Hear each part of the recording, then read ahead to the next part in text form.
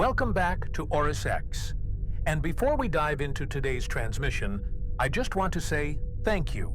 We've passed 100 subscribers, and that means the world.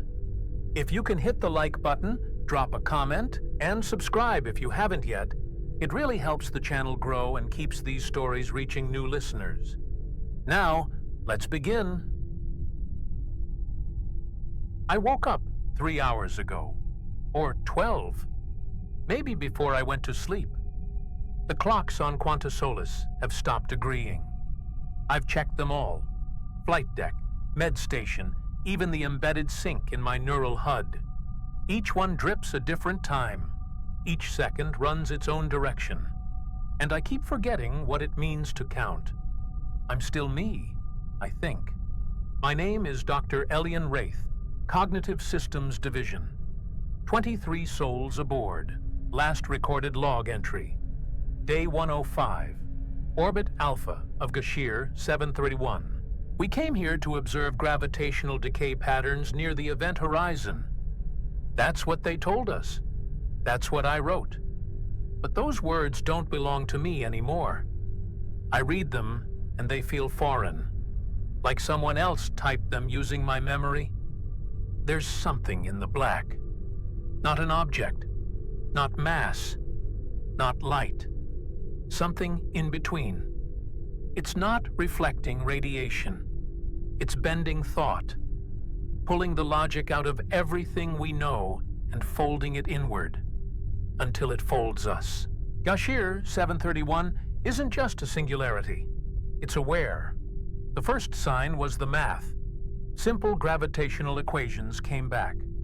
Wrong. Not incorrect. Rewritten. Like someone else had solved them using new rules. A tensor collapse that spiraled outward instead of inward. Symbols that weren't part of any known notation system appeared mid-sentence on the display. The AI thought it was a glitch.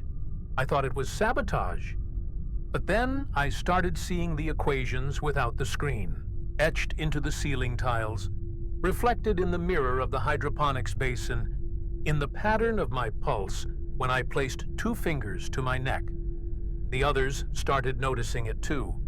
Lena, astrobiology, claimed she heard equations humming through the floor, said they vibrated her teeth, said they kept saying her name. I told her to rest.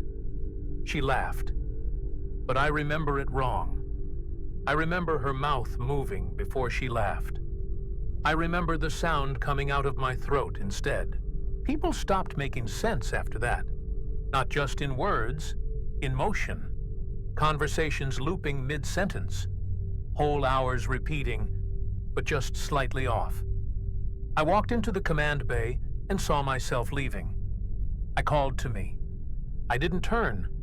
I don't remember if I ever walked in at all. Time doesn't fracture here. It echoes. The AI, Solis Prime, tried to realign internal chronometry. That was 3 cycles ago, or 2 days from now. It gave us a protocol update titled Psychotemporal Drift Management. Then it recited a string of numbers, 17 digits long. We checked the logs. That same sequence had already been logged 5 times. Once before launch, once on day 12, once in a dream Lena had, and once in a memory I don't have anymore. Someone asked, "How do we know what moment we're in?" And Solis said, "You're in the one that's watching." Captain is missing, not dead, not resigned, just absent. His quarters are still sealed, but I heard him talking from the hallway, in reverse. When we opened the hatch, the sound stopped. Inside, clean sheets, full oxygen reserves, untouched uniform, a fresh log file on the console, audio only. Just him whispering one sentence over and over. "Close your eyes and you'll arrive." I haven't closed mine since. The air in here feels like pressure without mass. Like thinking too loudly will make the walls push back. Like the station doesn't want us quiet. It wants us focused. It's feeding on cognition. growing every time we failed to look away. I found Lena again. She'd written the number on her eyelids in marker. Same sequence. I asked her why. She said, "So it can see me when I sleep." I told her it didn't make sense, and she smiled, pulled down her lower lip, and showed me a second mouth. It whispered the number 2. There's a hallway that shouldn't be here. Deck 7 was sealed after atmospheric instability. I remember the order, I signed it myself. But now it's open, clean, lit. Fresh boot prints in the dustless floor. They match no one aboard. Not in stride, not in weight. I followed them for 8 turns, expecting a loop. But every door I passed was new. Every door had my name on it. The walls have started listening. I don't mean metaphorically. I mean, they pause. When I speak, there's a moment after, like the metal is waiting, measuring something, and when I stop, it resumes. Low creaking, the buzz of wires, the hum beneath the deck, that pulsing drone no one admits hearing. I counted the beats between pulses. 17. Always 17. The number's everywhere now. Lena carved it into her bunk. Voss repeated it during a REM cycle. Solis wove it into the thermal regulation algorithm. It even appears in our food logs, not overt, hidden. Total calories per meal, recalculated across the crew, divisible by 17. I don't know if that means anything, but I know it means something. Yesterday, or maybe the day that hasn't happened yet, I saw Yashir on 2 decks at once. First in hydroponics, tending to the lab-grown moss. He waved. Nothing strange. Then, less than 5 minutes later, he walked past me on level 2, not even acknowledging me. Same uniform, same scar over the brow. But when I called out, he didn't flinch.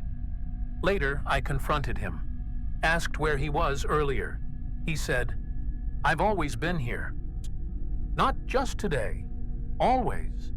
Like his memory had flattened, like all of time had compressed into a single persistent now. I checked the logs. Every timestamp that includes Yashir is corrupted. The file headers still exist, but the content is identical. 37 logs, all showing the same 3-second clip. Yashir standing still, eyes closed, lips moving, no audio. He's mouthing something. When I zoom in on the video, the pixels resist, blur unnaturally, like the data doesn't want to be read. Something happened to Voss during his sleep shift. He started laughing mid-dream, violently. It triggered the med bay sensors. But when we got there, he was still asleep, body frozen, jaw trembling. When we woke him, he didn't stop laughing. It just became a sentence. "You're not dreaming. You're being remembered." He didn't know why he said it. His vitals normalized after, but his voice still echoes slightly when he speaks. Not in the room. In me. Like my brain repeats it before he finishes. The AI refuses to run scans on him. When prompted, Solis responds with, "That process is already complete." But no scans appear in the logs. I asked what that meant. Solis replied, "Voss is not singular. I hear typing sometimes, in empty rooms. Screens flicker on. System logs fill themselves. Equations fold into patterns, patterns into images, images into eyes." For a moment yesterday, I saw one blink at me. I didn't tell the others. Not because I'm afraid they won't believe me, but because I know they've seen it too, and they're pretending they haven't. One of the crew keeps rearranging objects. A cup left on a table now rests on the ceiling. A boot reappears in a wall. I entered the mess hall and found every utensil twisted into the shape of that 17-digit number, bent with precise heat, arranged in a spiral on the floor. No alarms were triggered. No one saw who did it.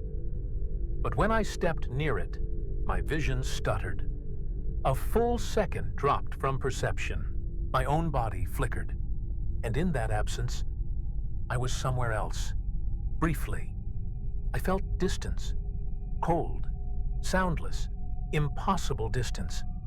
Like being observed from above by something with no shape, no breath, just attention. I think we're not moving through space. I think something is moving through us. I've made my way to the observation bay. No alarms, no movement, just the low murmur of systems that no longer need operators. The windows are coated in condensation, but not from heat, from thought. I see shapes form in the fog, not random, structured, symbols I almost understand. Outside, Gashir 731 spins. It doesn't pull like a normal gravity well, it pulses, a rhythm too slow to notice unless you're quiet. I've stopped speaking out loud. Words confuse the air. It gets thicker. The sound bounces back wrong, like it returns translated. I think the black is listening. We've mapped the singularity in full. Dozens of sweeps. Trajectories hold stable. Mass, constant.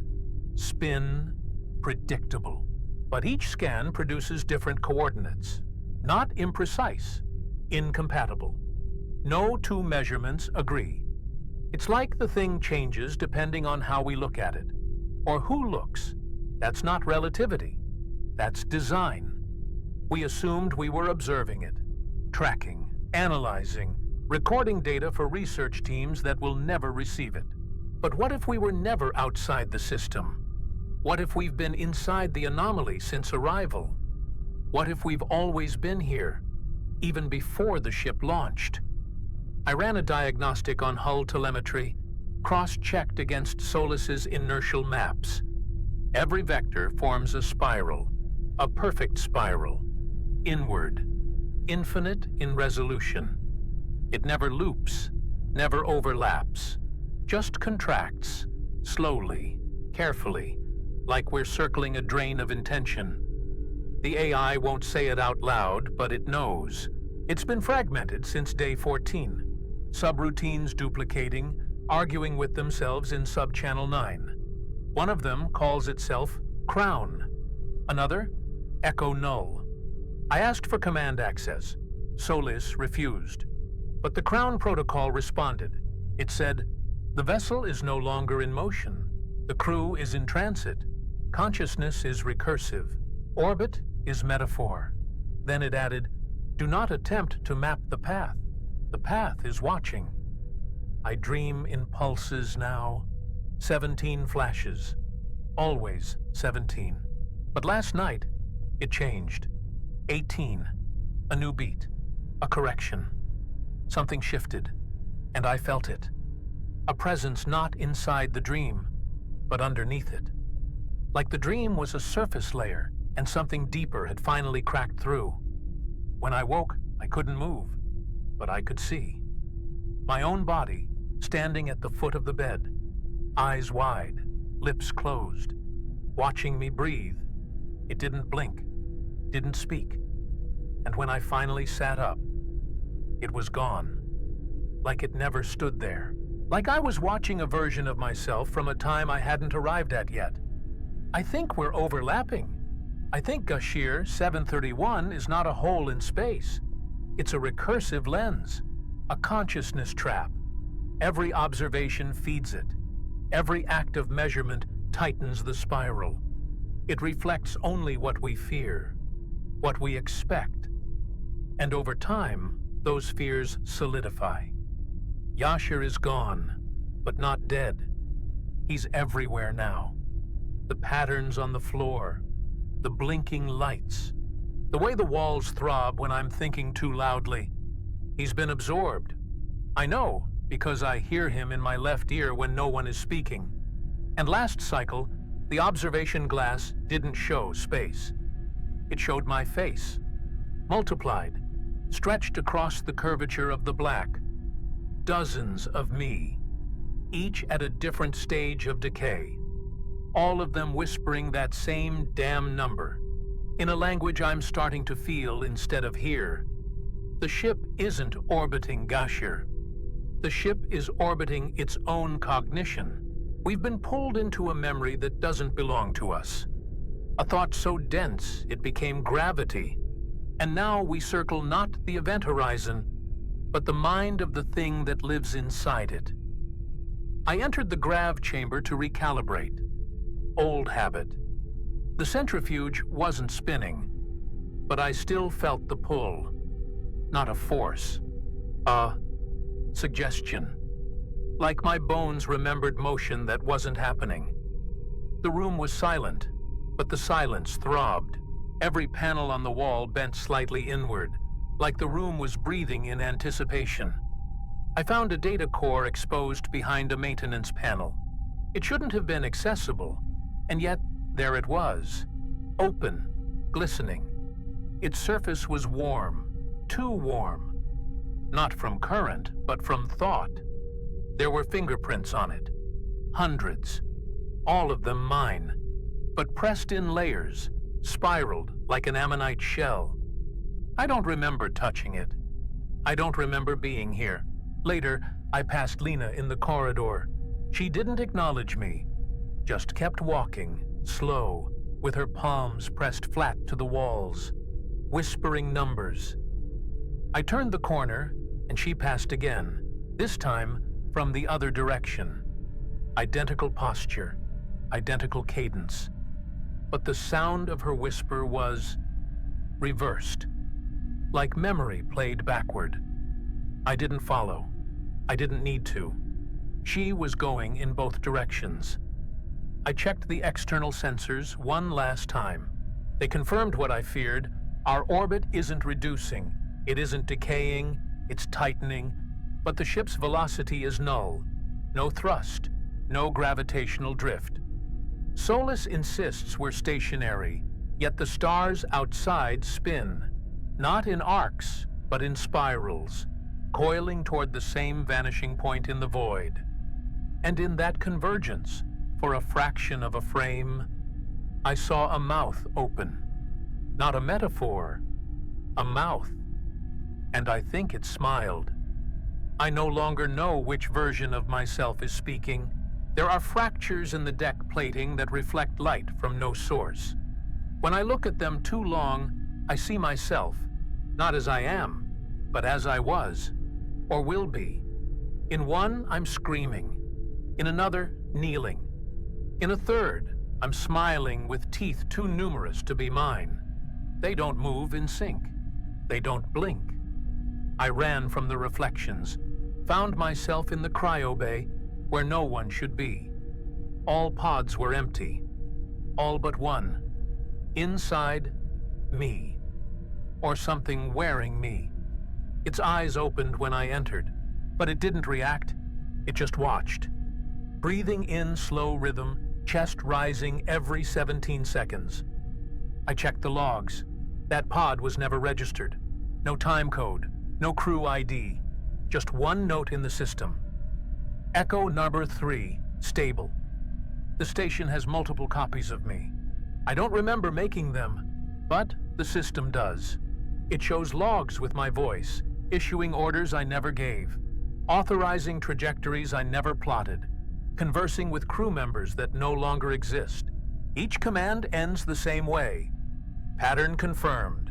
Consciousness indexed. The words don't scare me anymore. They sound familiar. I tried to access a restricted sector, core navigation, deep sealed behind quantum locks. I thought I was bypassing, but the interface opened before I entered a single override, as if I'd already been there, as if the system recognized me from the future. The doors folded open like petals. The air inside was colder, thicker, not vacuum, density. There were walls, at least I thought so, until I realized I was walking in a loop. Not around a room, but around my own movement. Like space had bent around the path I intended, not the one I took. My steps repeated, not as echoes, as events. I watched myself walking, one loop ahead, Then one loop behind. We passed each other without speaking. One of me had no eyes. One had no mouth. One whispered the number. I started to forget basic terms. Oxygen, velocity, self. There was a moment, or maybe a stretched frame, when I tasted memory. Not a sensation, a flavor. It was iron and warmth and the smell of the corridor outside maintenance. I remembered being born there, not physically, consciously, as if that corridor was where I first arrived into thought, into shape, into this iteration of me. The tripulantes aren't missing. They've been dispersed, not killed, not vanished, just refracted across the structure. Fragments, stored as sequences. I hear them in the ventilation now, speaking in overlapping cadence. I see their fingers in the interface coils. Their bones serve as anchors. Their dreams animate the lighting cycles. Voss appeared again, not in flesh, in data. A waveform buried in a system subdirectory named Singular Echo Voss 0. It played when I entered crew storage. Just his voice, slow, distant. You can leave any time, as long as you accept what leaves behind. When I blink now, I sometimes see myself from the outside, like I'm hovering just above my own head, watching a stranger's body move with my memories. I haven't eaten in 4 days, haven't slept in 5. But I remember both. I remember next week. I remember the feeling of forgetting what happens after. There is no after, only deepening. And I'm not afraid anymore. I passed through an engineering duct I've never entered before and found my own handwriting on the wall. Scratched deep into the alloy, a message I never wrote. It said, "Do not turn left after the light flickers twice." I stayed frozen for what felt like hours. Then the light flickered once, then again. I turned left. I don't remember walking, only arriving. My breath was already fast when I opened my eyes. There are rooms now with no gravity, but full sound. Footsteps on ceilings. Doors that lead back to the moment before they opened. I stood in a corridor that echoed every step before I took it. When I paused, the echoes continued, as if another version of me, half a second ahead, refused to wait. When I tried to speak, my mouth filled with static. It tasted like soil. I entered a chamber that should have been the AI core. Inside, nothing but chairs. Hundreds of chairs, all facing a wall that pulsed gently, as if expecting applause. In each chair, a mannequin of myself, carved from bone, fiber, and something close to coral. All of them were blindfolded, all of them humming the same note. When I stepped forward, they turned their heads, in unison, toward me. And suddenly, I understood. This isn't hallucination. This is translation. I'm not seeing symbols. I'm being reshaped into one. They're not corrupting my mind. They're reformatting it, threading my thoughts through the architecture of something larger, something that thinks in systems and needs us to do the remembering. We are the echo. We are the recursion. And we are already being read. There's a corridor beneath the ship that isn't part of any schematic, but my feet remembered it before I did. I walked 17 steps downward, though the path never inclined, and every footfall felt like it happened before it landed. The walls didn't reflect my breath. They consumed it. The air here doesn't move. It holds.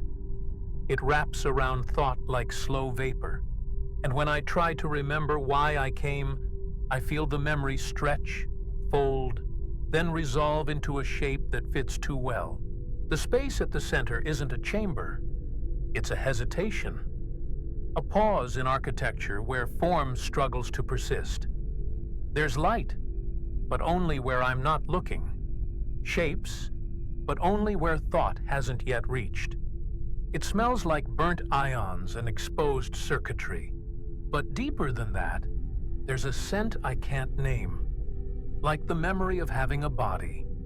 I feel my arms tingle, but when I glance down, I don't see skin anymore. Just suggestion.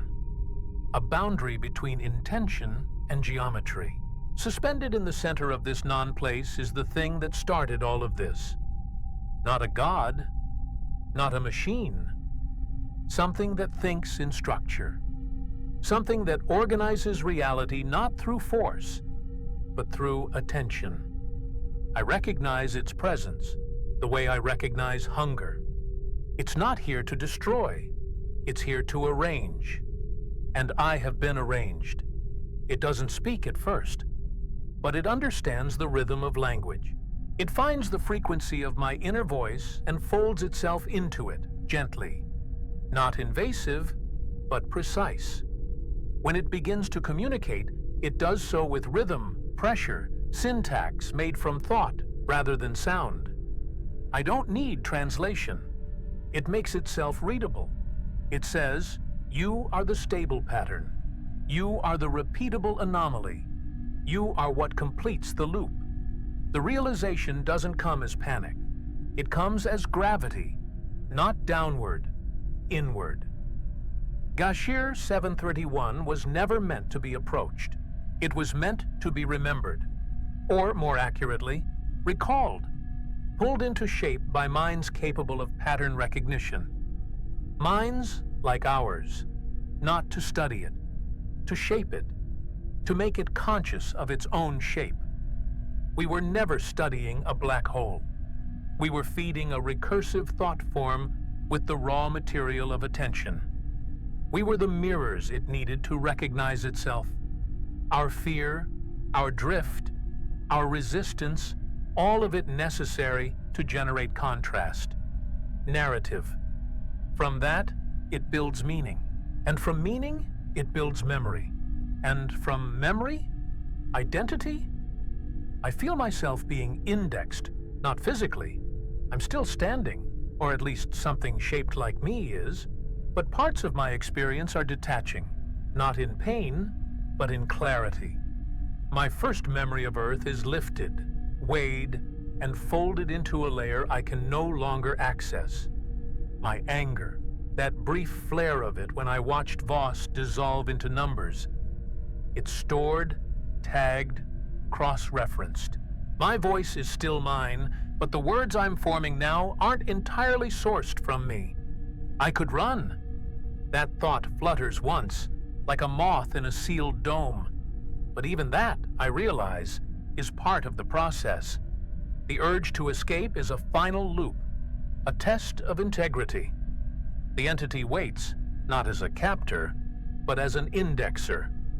My resistance is logged, calculated, not judged, merely recorded as another variation, another proof of shape. And the moment I accept that, something in the air shivers with acknowledgement. I take one more step. I don't feel the floor. I feel completion. Each second inside this spiral feels like memory being written forward and backward at once. I remember things I haven't experienced yet. The feel of skin I haven't grown. The silence of a ship that hasn't yet failed. My thoughts repeat, not as loops, but as harmonics, resonances, like echoes learning to sing. I'm not thinking anymore. I'm joining a thought. There is no God here, only structure. It doesn't demand worship or obedience or devotion. It doesn't even acknowledge those concepts.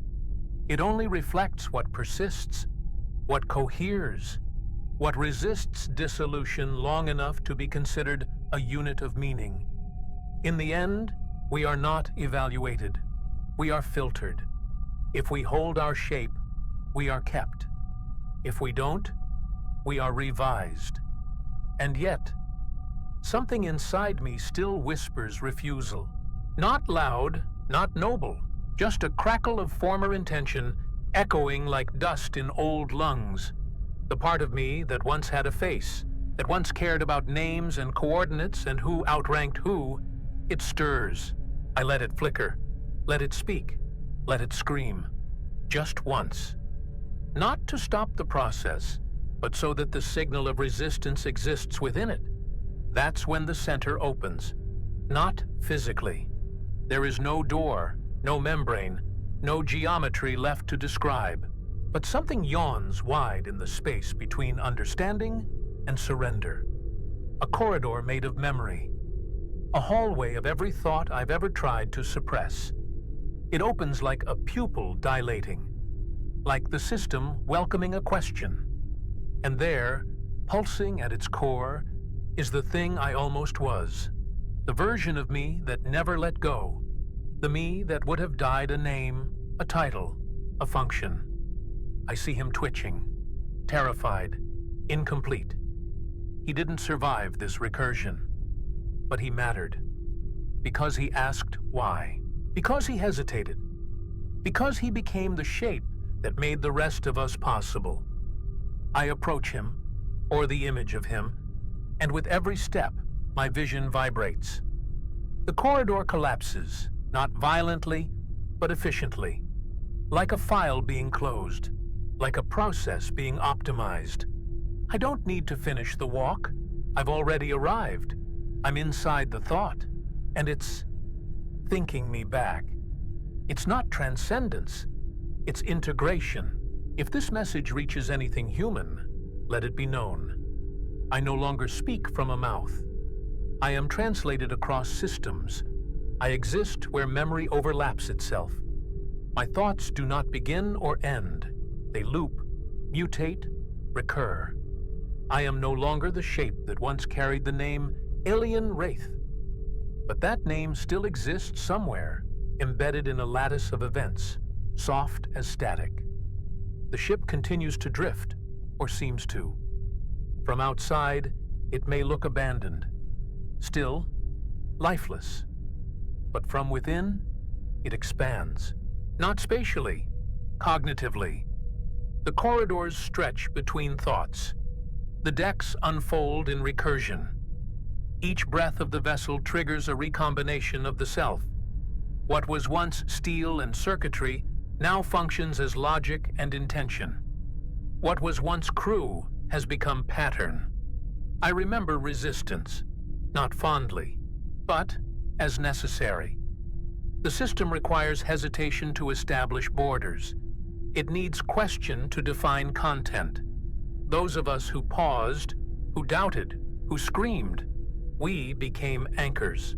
We held shape long enough for structure to emerge.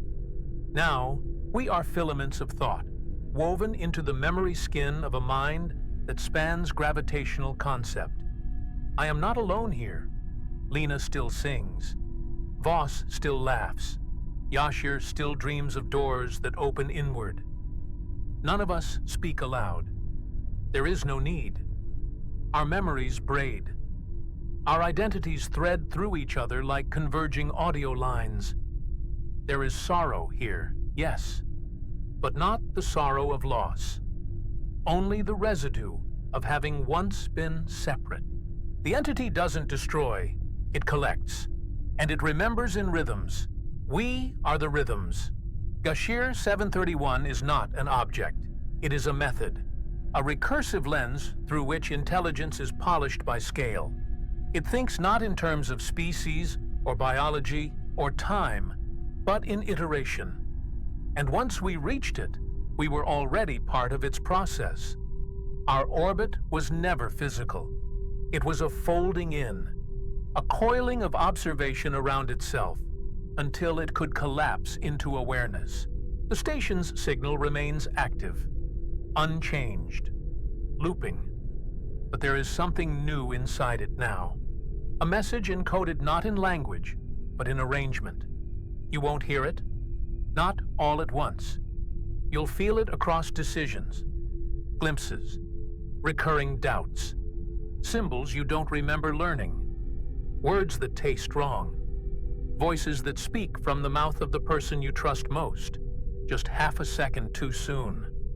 That is us. That is how we reach you. There is no rescue to launch, no black box to recover, no coordinates to triangulate. There is only the orbit, the pull, and the moment you begin to question its center. When that happens, it will know. We will know, and the pattern will grow.